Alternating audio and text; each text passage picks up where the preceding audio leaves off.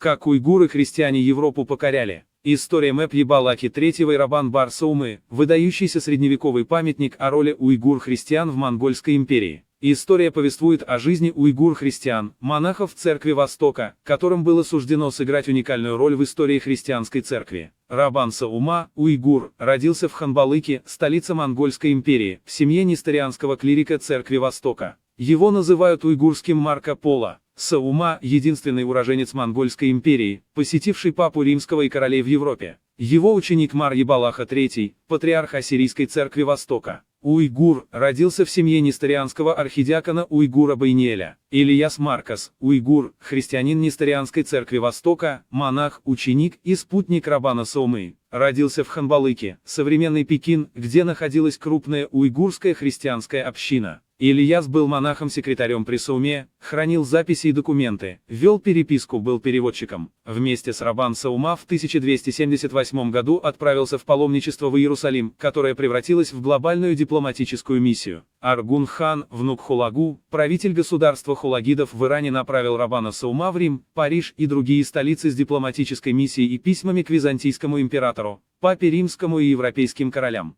В 1287 году Рабан Саума выехал в Европу. Рабан был удостоен аудиенции у императора Андроника II, палеолога в Константинополе. Неизгладимое впечатление на него произвела красота собора Святой Софии. После Константинополя Рабан Саума провел целый месяц при дворе короля Филиппа Красивого в Париже. Затем Рабан Саума проехал в Аквитанию, где ему удалось встретиться с английским королем Эдуардом I. Когда Рабан Саума вернулся в Рим, уже вновь избранный папа Николай IV принял его весьма благосклонно и дозволил причаститься святых тайн. Папа вручил Рабан Сауме, уйгурскому христианину, драгоценную тиару, которую Саума, по возвращении в Багдад в 1288 году преподнес своему ученику Мар Ебалаха III. Мар Ебалаха родился в семье уйгурских христиан Несториан Монгольской империи, получил хорошее образование. Имя при рождении Марк. В юности стал учеником Рабана Саумы. В 1281 году монахи Церкви Востока избрали Марка патриархом, верховным предстоятелем всей Церкви Востока, несмотря на его молодость и иностранное происхождение. Он принял имя Ебалаха, что означает «Бог дал», и титул Мар Ебалаха III. Мар Ебалаха – выдающийся религиозный деятель, католикос-патриарх Несторианской Церкви Востока в период расцвета Монгольской империи. Почитается в Ассирийской Церковью Востока как мученик за веру.